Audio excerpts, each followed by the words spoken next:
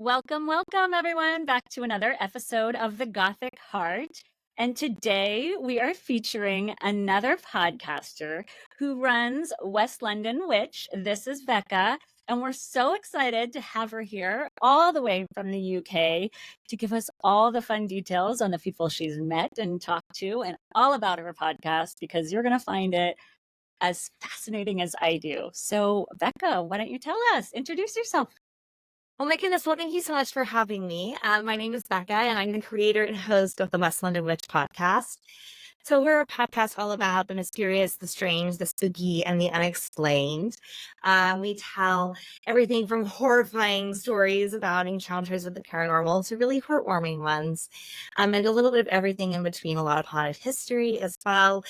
We've been doing this. We just wrapped our fourth season up, and it's been an absolutely wonderful, joyous ride all the way through. Can't even imagine how much fun it must be to talk to all of these people and hear those stories. I mean, I've brought my fair share of paranormal and supernatural guests on, but you've had so many more. So I can't wait to hear some of your favorite stories. But first, I'd love to just hear how your interest in the spooky and the supernatural even started and what inspired you. Ooh, well, my mom has always said that I have a spooky little soul, and she's very, very right. I have always loved all things that were a little dark and macabre and scary. I grew up in the 90s, so I'm a product of Goosebumps and Are You Afraid of the Dark and scary stories to tell in the dark. Um, but I think it all originated because my parents, when I was 4 years old, inadvertently moved into a haunted house. And they had such severe and framing experiences there. We only lasted 4 months in the house. And it was always a story that we told each other. And um, we just had this story about living in the haunted house. And then one day, many, many years later, because I'm from a small town in California, I ended up telling the story of the house in the basement of the local theater, and this kid looked up at me sheet white and said, "That's my family's house. We lived there after you." And sure enough, it's true. So the story that always started out as just a family tale ended up becoming much wider. And then when the pandemic hit in 2020, I was home. I teach theater and dance. I'm in the arts. And although I was teaching online, I wasn't creatively and artistically fulfilled. And so I wanted something that was going to fill my creative cup. And I didn't want to do something in the arts or talk about the arts because that's my work. Um, but I thought, well, what else do I love and I can talk about ad nauseum? And that is the paranormal. So I decided to create the podcast and create a platform, a space where people can share stories. And the very first story I share on the podcast is the story of my family's house. And I found the family who still own the home to this day. And it was all very full circle, and we did some research on the property. And from there, the podcast has just grown and blossomed into something I could never have imagined. So it's been a wonderful, wonderful ride. And we're so lucky to get to listen to it. And then, of course, to have you here. So I know I would love to have you share that story, but I would rather we send them to your podcast to listen to that first episode so that they can hear it. But I love that that's how you got into it and that creative spark in the pandemic. I mean, we hear that so much. I mean, from a lot of the guests that were finally like, okay, well, it's time to accept me or start nurturing that part of me or accept it. So right there with you, right there with you. And I guess technically I'm a kid of the 80s, but right there with you with Goosebumps and Are You Afraid of the Dark? And I can't believe that show. I was like looking it up on streaming the other day. It has like, I don't know, 11, 12. I mean, it's crazy how many seasons it I did not remember that. I Yeah. So no, go for it. Oh no, I just always loved the fact that Are You Afraid of the Dark? These children were allowed to go out at night to tell scary stories by themselves in a fire by the woods. I mean, hilarious. I always thought that's what teenager life was like, and it was not. I mean, it just depends, right? Like, I can't even imagine having my kids be gone all day outside playing, and I have no idea, but I totally did that as a kid. Yeah. And didn't think didn't give it a second thought, but, like, now I was like, "No, I couldn't possibly." So, oh, man. But, yes, I agree. Could never just do that. Some of this, yeah. But, I wanted to hear, so out of all of the guests that you have, do you have a guest or well, first I'd like to know how you find them. But second, I wanted to hear if you had one of the best episodes that you recommend or a really good story or a really good guest. Or Oh, all three. golly gee. Okay. This is a really tough one. So we have 75 episodes now. Yep. Um, and I have done a lot more than 75 interviews. So it's, gosh, I favorite episode, I don't know. But I can start with the first part of your question was how do I find these people? Find them in a Mhm. variety of ways. Sometimes listeners say, hey, I got a story I would love to share. That is always a really lovely interaction. Of course, I'm really into history, so haunted locations, I usually reach out to them and say, I would love to feature your establishment on the show. Um, and you know what? I just ask really, really nicely, and that usually goes a really long way. And I know that sounds silly, but it's true. And I've made some wonderful connections. So there's some weird, strange intermingling of how some of these guests come to pass. And a really funny one is last season, our season premiere, what featured Brandon Alvis. You might know him from Ghost Hunters or Haunted Discoveries, the TV show. And we were recommended by a mutual friend in Canada. And we sit down to start the interview, and Brandon starts telling me about his hometown and a place he worked called the Crystal Palace in Bakersfield, California. And I stopped the interview because I was like, wait a second, I'm from Bakersfield, California. And this guy who had been recommended to me by a mutual friend in Canada grew up around the corner from me in my hometown. We did not know each other. We didn't, our lives never ever passed, which is quite funny because my town is small. So it's just a very weird spider web of how these stories come to pass. And the larger we've gotten and the more episodes we've done, the easier it has been to find people who are willing to talk to me because we've got a really good canon behind us of really solid work that they can look at. A great example of that would be Andrea Herron from The Conjuring. When I did the episode with her, she'd already heard of the show, which was a bit of a surreal experience because obviously I know the movie, I know the case, but chatting to her on the phone, she called me on my personal cell phone and was like, I heard your show is the best place to share my stories. I was like, it is, you're right. Can't believe you know about us.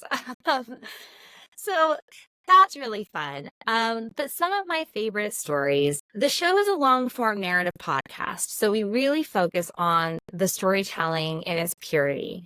It's not a chat show. It really has a full story arc. Every episode, we really do try to give the experience of a beginning, middle, and an end. And there's been a few episodes that I think just really encapsulate that so beautifully. One of which is 137 Market Street West. It's actually in season 1, but it's the story of a bunch of college kids who move into their dream party house for their senior year of college. And the experience is so horrific, they end up seeing some of the most horrifying things I can ever imagine, being pushed, being shoved, being assaulted, and end up leaving the house before the school year is over. And it's such a multifaceted, terrifying tale that everyone seems to always love that story. And it's not with someone famous. We have lots of famous people on the show. But it's just a great haunting tale, which I love. Um, Other episodes that I think are really fun. I love a haunted ship myself. So we've done Queen Mary, we've done the I got Hornet. married on Queen Mary. Did you? Oh, it's I had a fabulous. Halloween wedding on the haunted Queen Mary. Oh, you must listen to that episode because it's all about it's actually one of the set painters and set decorators of the tours that tells the stories. It's really fun, but it's amazing, amazing location. So I do like those sorts of places. But gosh, we've done so many, and the show keeps changing and evolving. This past season, I started doing Tales from the West London Witch Crypt, which are a lot of shorter stories because I interview so many people who have amazing stories. Okay, 5 minutes long.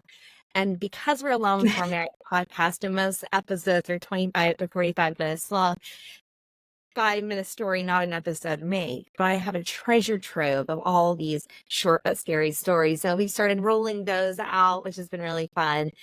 So it's always evolving and always changing. I'm always on the hunt for stories. So if any of you have stories, please hit me up. That's what makes your podcast so easy to listen to, because it is a whole story, right? It's not people talking back and forth. And then, let's say, I mean, people love reading. I love reading. Lots of people love reading, but I can't read while I'm, let's say, picking up after my kids in the basement or whatever, but I sure can listen to a story. So it makes it like that. Well, I don't have a time for a full audiobook though, right? So it's like the best of both worlds. So Oh, thank you. That's so, the and I love how you said even just growing up, you had the spooky underneath. That is very much my story as well.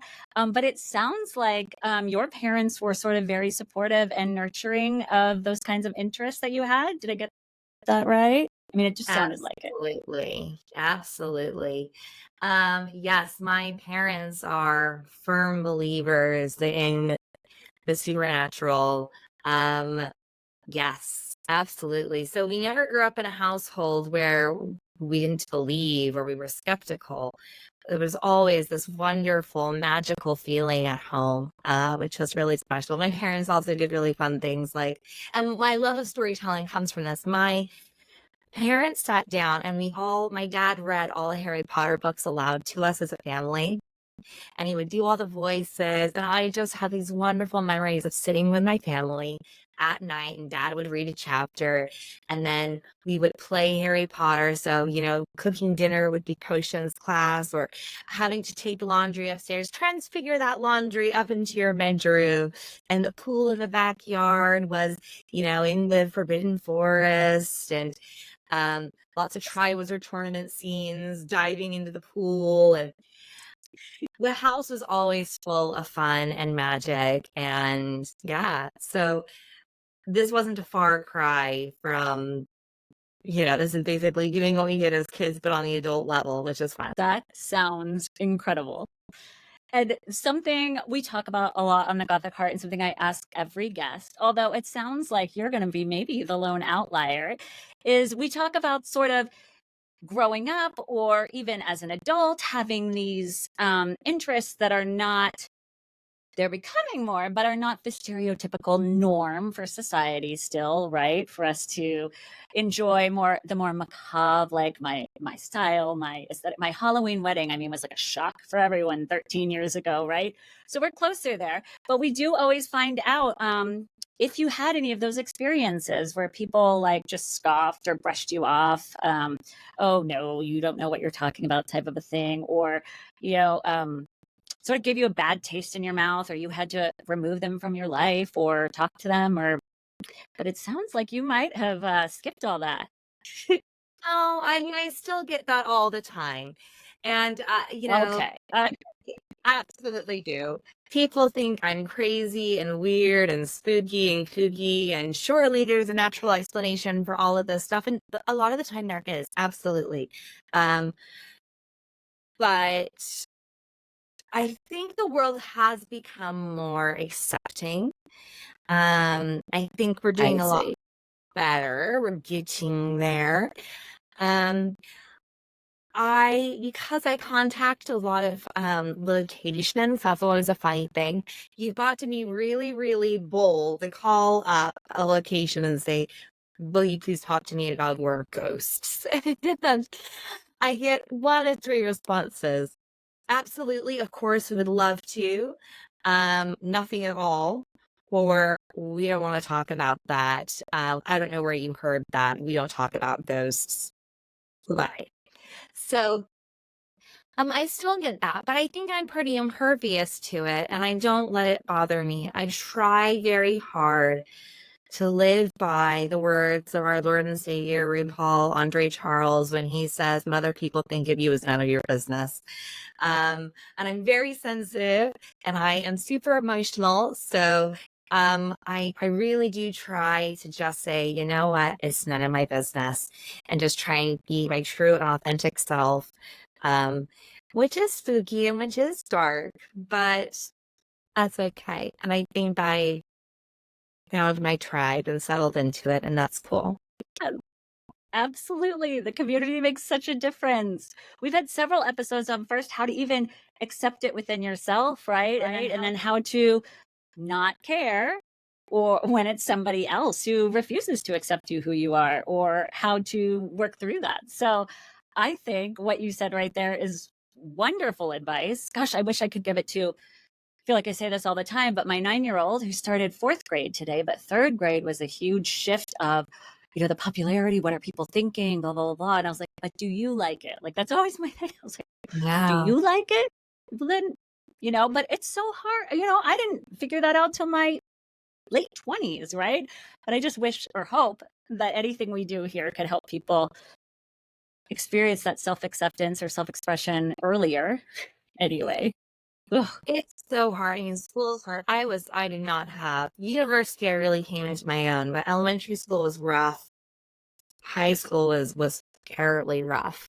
Um, and I found university such a freeing place because we were all there to learn and have a good time, and all the pretenses were kind of stripped off, and there was no popular kids, um, which was great. But I didn't get that till I was 18. And I also grew up with it surrounded by a lot of really heavy religiosity.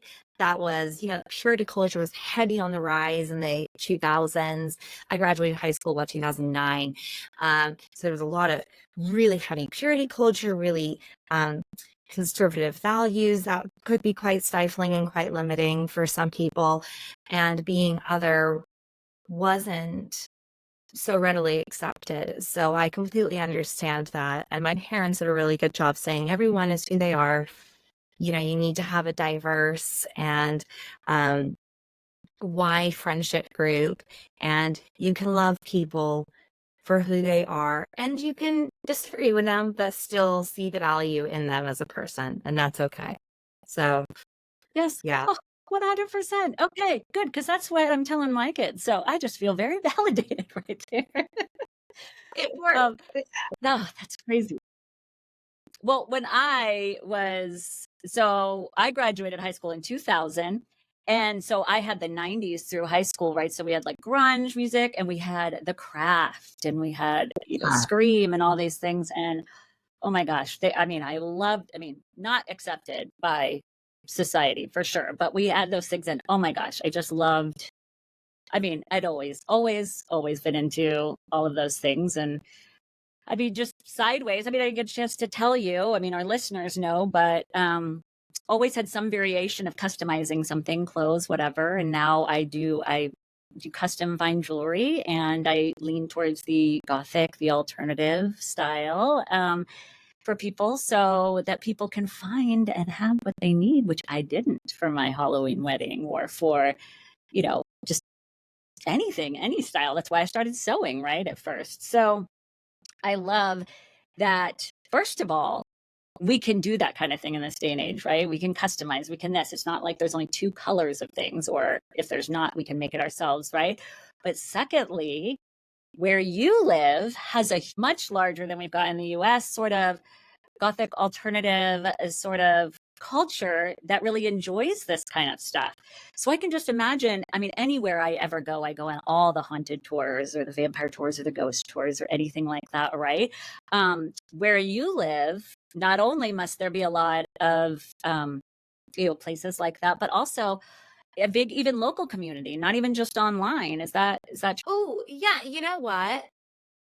There is. There is.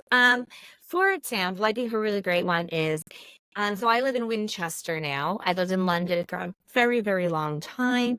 But we moved down to Winchester, which is an old, a medieval dwelling, down on the south coast. It was where King Alfred had his seat of power, It was the old Roman capital of England, and obviously King Alfred um, was the one who wanted to unite all the different parts of England. So we're in Wessex. He wanted to bring in East Anglia and Northumbria and create one nation.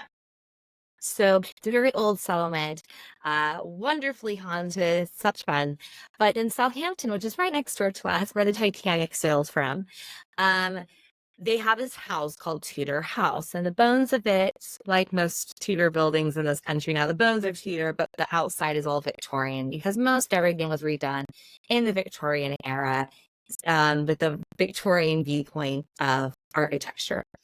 And the curator today, who's just left, but she was amazing. Her name's Emily. She has been on the show to do the Tudor House episode. We did episode on Tudor House.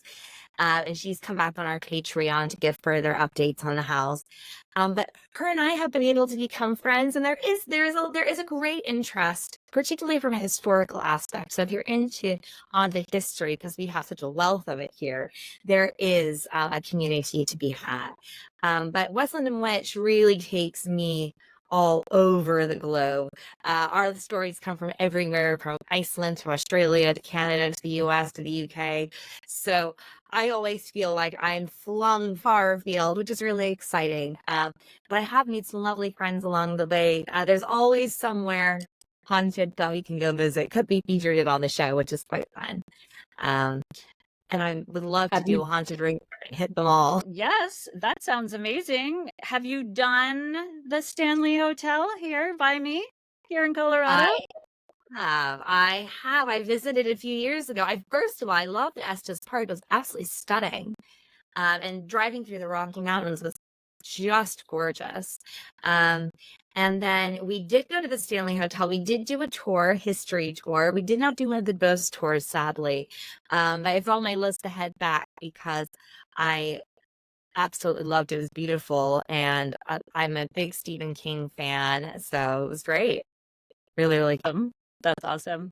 I mean, I assumed you had, but I haven't gotten through everything. I mean, Stanley Hotel's quite a famous haunted spot, right? The other one that keeps popping into my head is just well, I say one, but pretty much anywhere in New Orleans, or the French Quarter. I have never been to New Orleans. I'm desperate. It's my number one place to go visit on my list. I'm desperate, desperate to go. But I'm from California, so New Orleans is really far away for me. It's about Yep, equidistant yep. from England. I think I'm closer now than I was in California. My gosh, we go to New Orleans every other year. And I remember I remember well, she's 9 now, but she had just turned 3 when one of the times that we had gone. My oldest, we left the twins at home because they were only 1. And I didn't realize how weird it was going to be wandering around the French Quarter with a stroller at nighttime. Like there were no kids anywhere.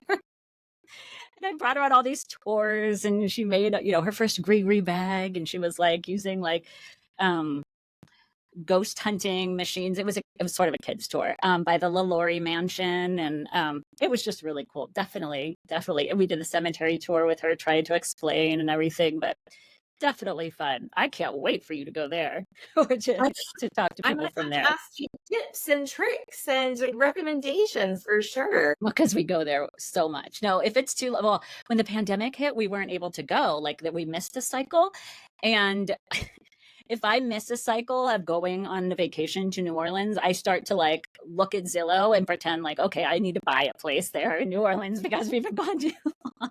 So that's when I always know it's time to go back. But yeah, I mean, I just love that place, and obviously I mean, gosh, probably get so many stories there for sure. Um, I mean, there's like 8 million different kind of tours that all tell you different things. So, and history, right? All the history. So that'll be really cool. If you ever get to go, I'd be really excited to hear what you find, or, online. I mean, we have our community everywhere now, right? And the reason I was just so excited that you might have sort of a community, even local, well, when you were in London or anything, is just because I love the online community, etc. But there is something really fun about getting to meet people with like interests in person.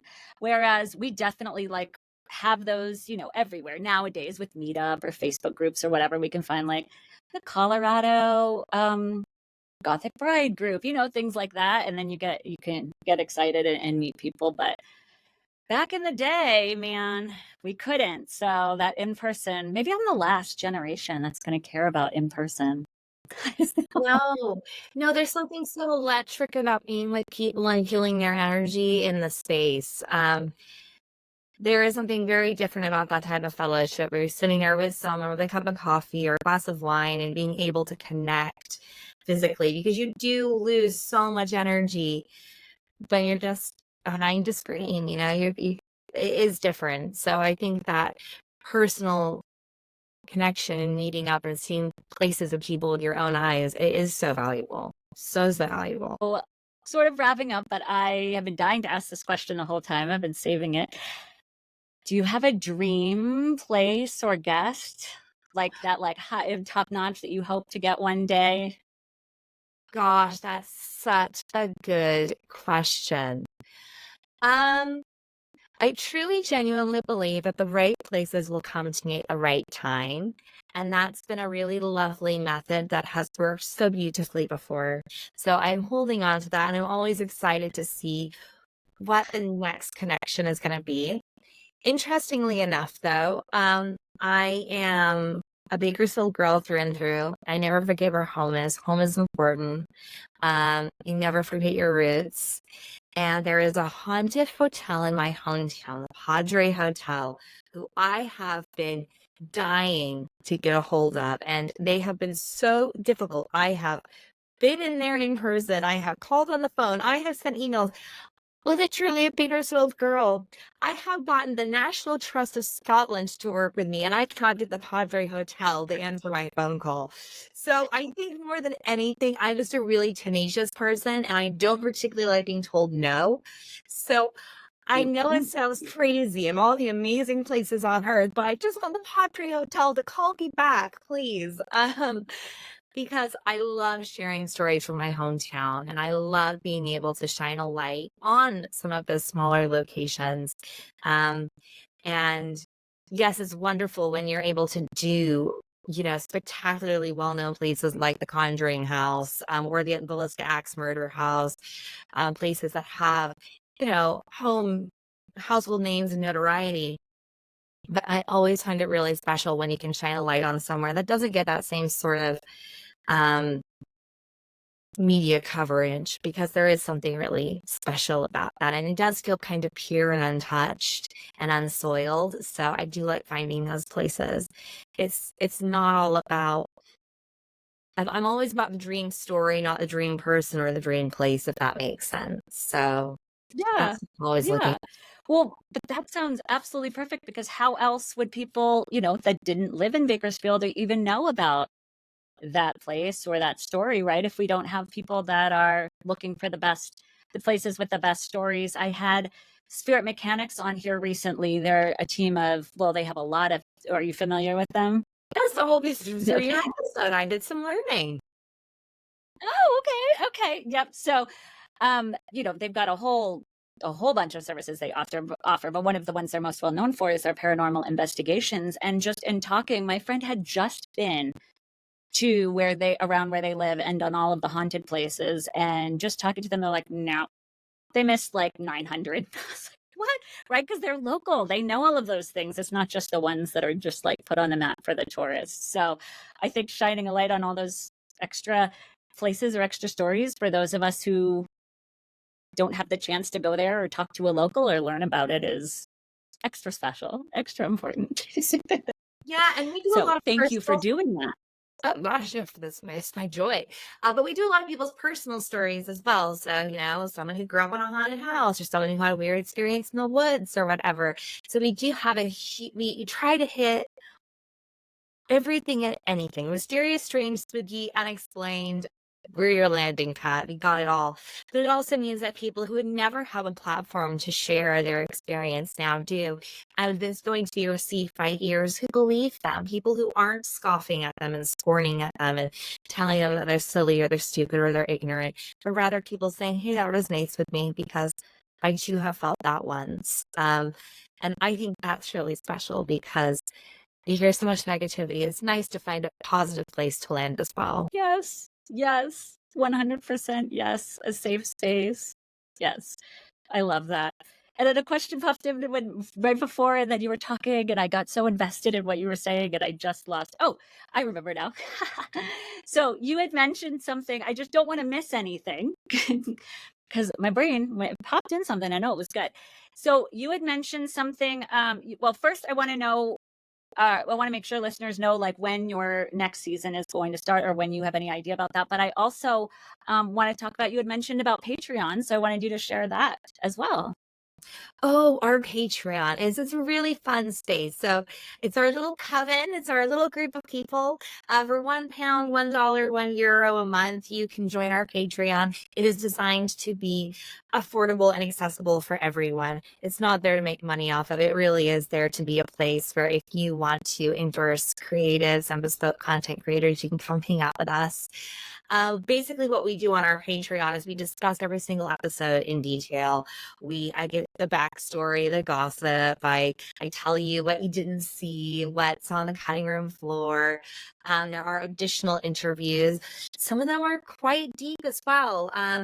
Things like this year, this past season, we talked to Chris McKinnell, who is the grandson of Ed and Lorraine Warren, and I really took him to town and asked him a lot of questions about his grandparents that were maybe very unsavory, but gave him the opportunity to share his perspective on it. And then what we're doing currently on Patreon, and this has been my pet project of the Sahara, is such fun. You probably know the book Michelle Remembers. It's the book that's credited for creating the fervor of the Satanic Panic in the 1980s. It was written by Michelle Smith and her psychiatrist at the time, Dr. Pastor. And she goes into therapy and starts remembering or receiving memories of being satanically abused as a child. It is graphic, it is explicit. But the book is very, very difficult to find because it was discredited. And so they only printed 2 editions of it. Which means you can't go to your local library and check it out. You can't buy it at Barnes and Noble. It costs a fortune to buy it.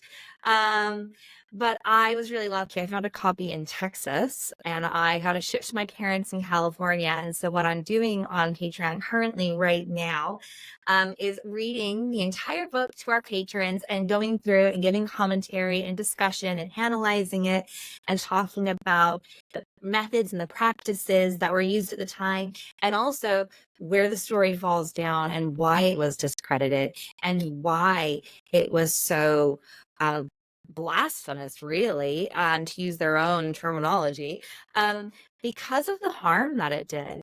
And so that's been really, really fun. We're going through chapter by chapter and digging deep and exploring and having a lot of fun. It's a text I've always wanted to read, but it's just inaccessible. I could not get it.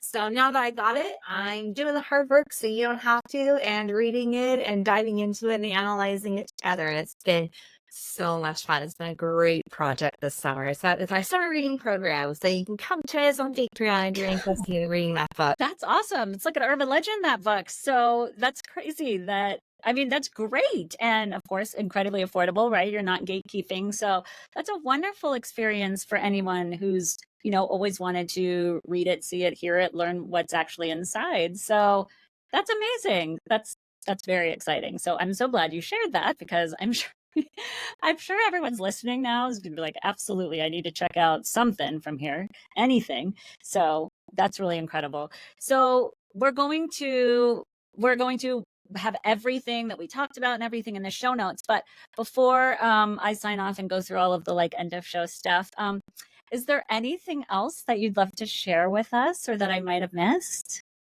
Oh gosh, I think you hit it all. It's just a joy to be here with you today, and I wish you the best of luck on the Gothic Heart as it continues to grow and evolve over time. It's so exciting. I think the work you're doing is wonderful. So thanks for having me on today. Really appreciate it. Well, thank you for being here. I mean, such an experienced podcaster, right? Coming over here, but so many of what you said, so much of what you said, um, you know, personally and self-expression wise and not listening to others was so very much what we talk about here all the time. And of course, anyone who's listening to the stuff we have here is all interested in the paranormal and haunted stories. So what you have what your podcast is about is very, very applicable to our listeners. So thank you so much for coming. So I will link everything down below, anything that we talked about, links to you, your podcast, everything.